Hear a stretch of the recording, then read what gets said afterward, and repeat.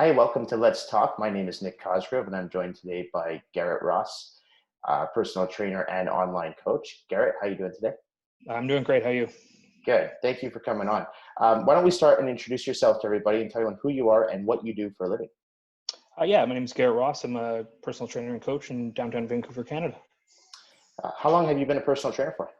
Coming up on 8 years now. I've been training in the gym for about 15, 16. What made you decide to pursue a career in personal training?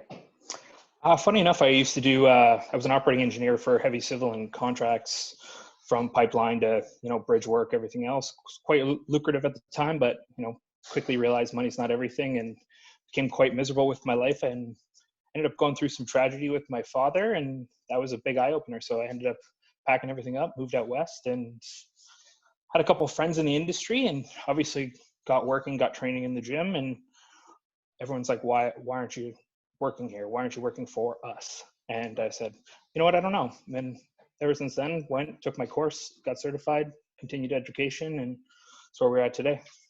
Did you start your career here in Vancouver, British Columbia, or was somewhere else in Canada? Nope, I was here. So as soon as I moved here, I decided to change everything about my life. So. Okay. So a lot of times when people get into the personal training industry, a lot of times they have a background in like either bodybuilder or in fitness or into powerlifting. Do you have any of that background, or you just wanted to teach people, help people in fitness? Yeah, I mean, it's always been a passion and a hobby of mine. So was really interested in bodybuilding, really interested in mechanics, and things have evolved since then with the quality of information coming out. So found a couple of people I really loved and found it's way more complicated and complex than you think. So I like being able to provide people that insight and to, optimize training. Well, who taught you how to train? I mean, did you learn it through the textbook, or did you kind of teach yourself on the floor, or did you have a mentor? To be fair, I'm quite adept to stuff like that. So, I kind of taught myself. I had a couple of people that I worked out with, but to be fair, I found I was surpassing them in, just knowledge and doing the best I could in my downtime to make sure I continue to educate myself and make sure I was doing things correctly, as everyone does when they get into the gym, right. Making sure, you're not doing things incorrectly or hurting yourself or hurting other people, trying to show them what to do. So. Is there a specific type of training that you specialize in? I make it a habit of mine to make sure I don't really have any weaknesses when it comes to coaching. I have styles that I like to train in, but the longer I'm in this industry, the longer you realize, what I like to do isn't necessarily what other people need or what other people want to do. So I do my best to stay on top of, various types of training, whether it's conditioning. I love training athletes in general. I don't love, the beginner stuff anymore. I find my knowledge can be better suited to more advanced clients. Right. So you cater towards a specific clientele base, or would you work with, say, someone from your, someone who's a very, say, weekend warrior to your elite athlete?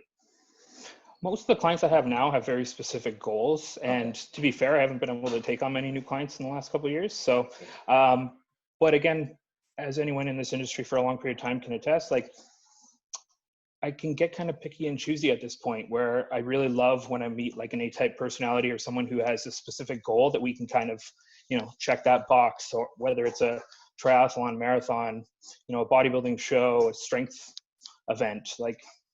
There's no reason to draw the line. Well, that's the next thing I was going to ask you, is that you and I have known each other for about going on 2 years now. And the one thing I've noticed with you, I've seen you train on the floor, and you've established quite a clientele base. And one thing that's interesting with you is those clients have actually stayed with you for so long. So not only are you able to sustain a large clientele base, but you're able to retain the same clients over and over again. How do you do that? If you think about it, it's I like to put myself in that position of being a client, and I find if things get stale or if I'm not making progress anymore, that's one of the biggest reasons why people stop continuing. So making sure I stay as up to date on the newest, say, studies as possible, and making sure I'm forwarding that information to my clients, making sure they're continuously getting results, and then checking in every couple months, making sure hey, are we still on the right track? Do you want to go any further? Do you want to kind of maintain? Where's your head at? Right. I've had a lot of clients for 4+ years, and that says a lot.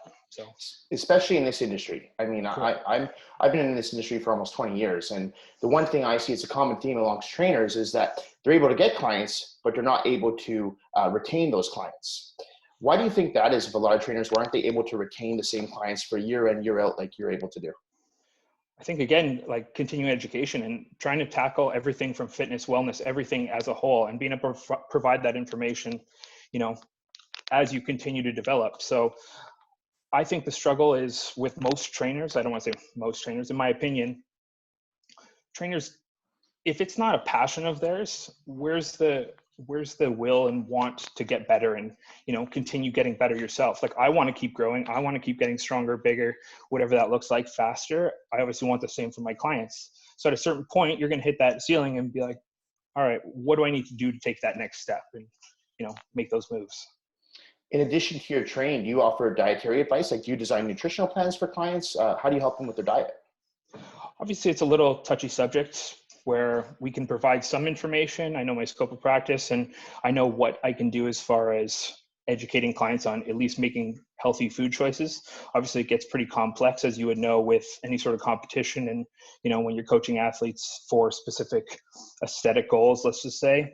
But I have some people that I sub out as far as nutritional advice goes, but I do the best I can on my own.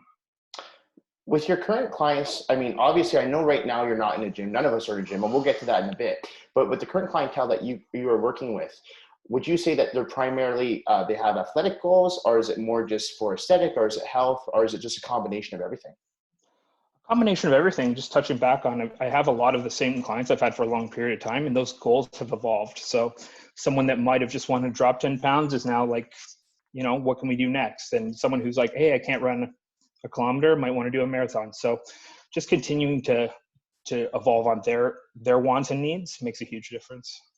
And if you had to adapt that now we're going through COVID-19, and obviously neither you or I are training at gyms, so how are you working with your clients right now? Are you able to work with them? So I've touched in with a couple clients. Obviously, some people are a little more motivated than others. And I find the longer this is going on, the more clients are reaching out and wanting a little assistance with their home workouts or what type of conditioning they can do on their own. Right. You know, I'll speak for myself. At a certain point, like, no matter where we are, what we're doing, I'm going to find a way to work out and do the best to, you know, keep my athletic ability as high as possible. But Yeah. we're all kind of hands are tied right now. So Are you yourself offering things such as like the popular Zoom workouts that a lot of trainers are offering right now?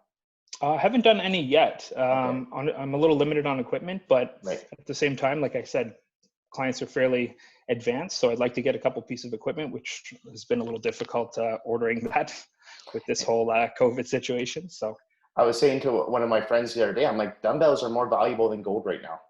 it's insane. Everything's Yeah. on back order. Everything's impossible to get. So I have a question for you. I've had a few clients reach out to me and they've said, hey, look, I don't have any equipment. What should I do? And I'm kind of a little bit dumbfounded to say, I'm not too sure. You can try push-ups at home, sit-ups at home.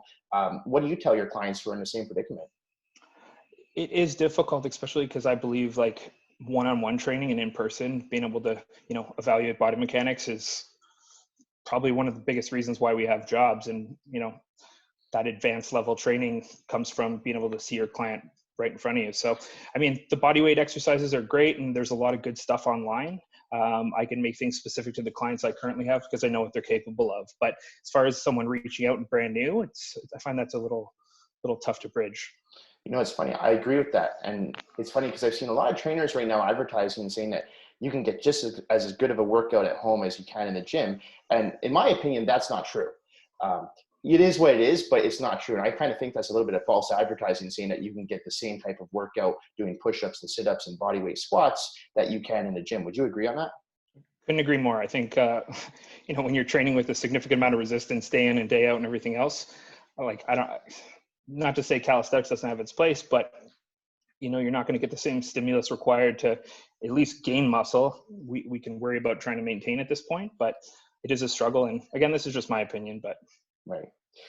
Now, before COVID-19 occurred, you were working out of a very popular franchise in Vancouver, British Columbia called Steve Nash Sports Club, correct? Correct, yes. Okay, and that facility, I believe, recently just shut down and filed for bankruptcy. Is that correct?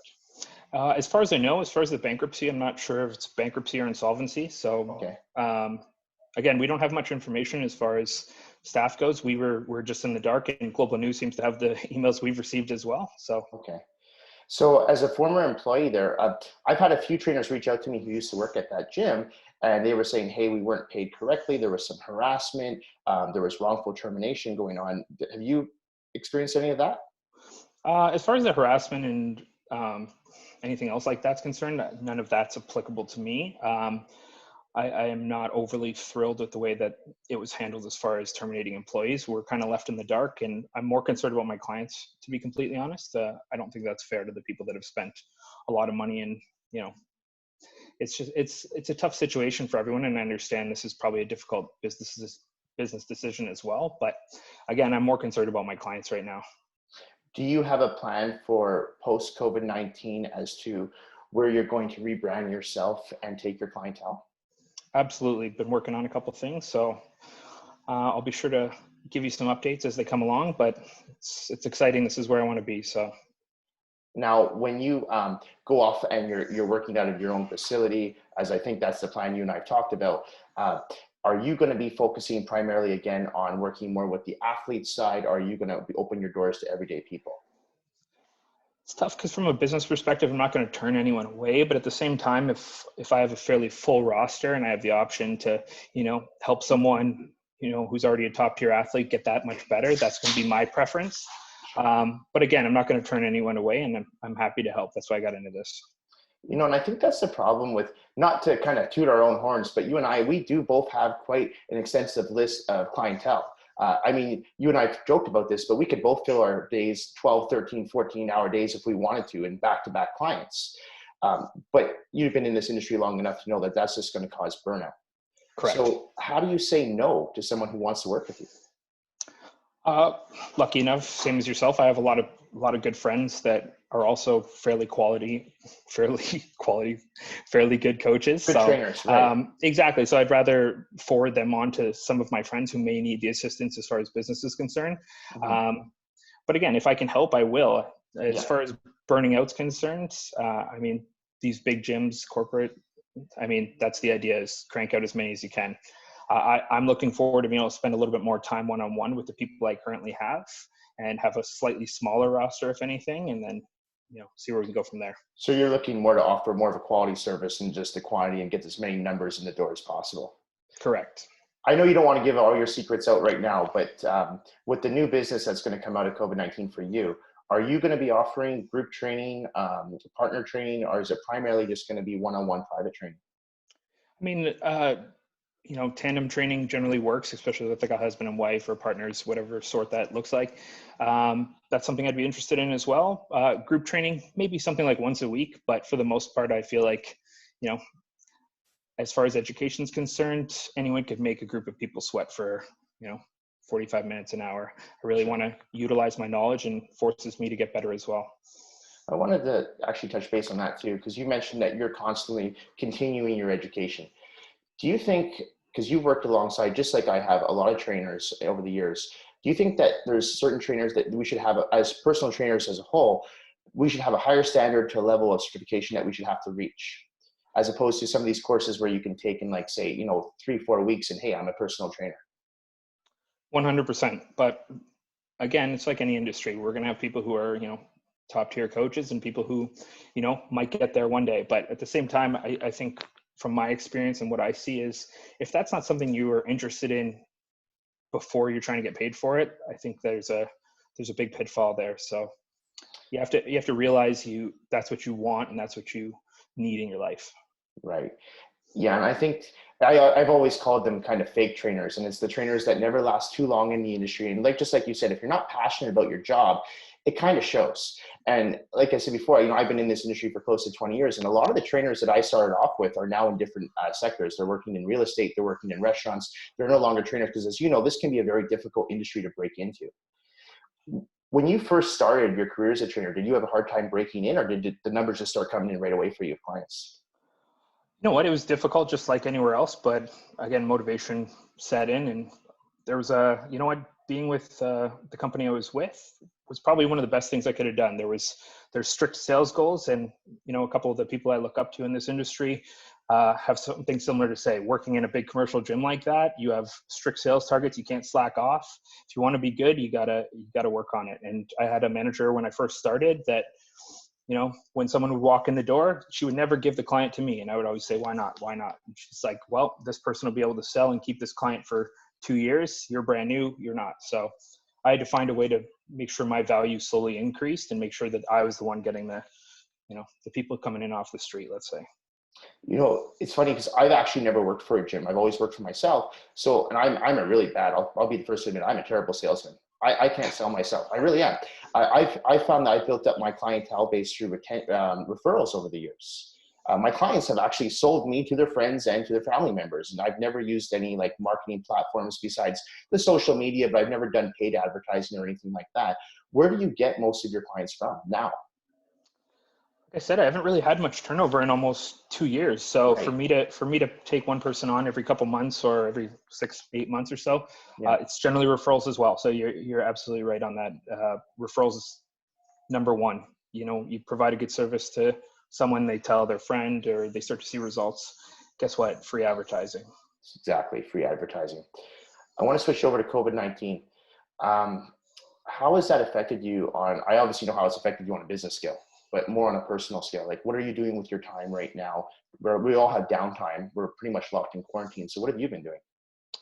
Uh, Not a heck of a lot, to be honest. Yeah. Unfortunately, I don't have a lot going on, and been trying to keep myself busy, been trying to do some programming and, again, work on some business developments that hopefully will benefit me in the future, and doing my best to get out for a couple walks, bike rides, everything I can, even seeing a very small group of friends at a safe distance, of course. But Of course. yeah, that's about it. So you're still managing to stay active and fit during this whole lockdown right now. Doing the best I can. It's Yeah. not nearly as as much as I'd like, and again, used to going in having a killer workout in a gym versus my small 600 square foot apartment. So Do you think, I mean, none of us know the future, but do you think it was a good idea to shut down all the gyms, or do you think that we could reopen some of these gyms and we can practice social distancing in the gym by opening up just for a few people at a time? What's your view on that? it's a good question. Unfortunately, I think that they probably made the right call. I mean, like, out of all industries, we're sweating, we're touching steel. Even with wiping things down, I don't think sanitation is going to be as good as it could be. I mean, it's Right. probably for the best, and as much as I hate to say it. So Well, especially in a gym that you were in, for example, I mean, you have hundreds of members coming in there throughout the day. We don't know who's traveled, who hasn't traveled, who's feeling under the weather, who's feeling good. So I can understand from that capacity, but do you think that it's good on, let's say, the mental health for somebody to be inside all day and not exercising? Like, what does that do to someone's mental health? I think mental health definitely would deteriorate. I will speak for myself. I already feel a little sluggish, with brain's not brain's not functioning optimally right now, and Yeah. I definitely took fitness for granted, so I won't be doing that again.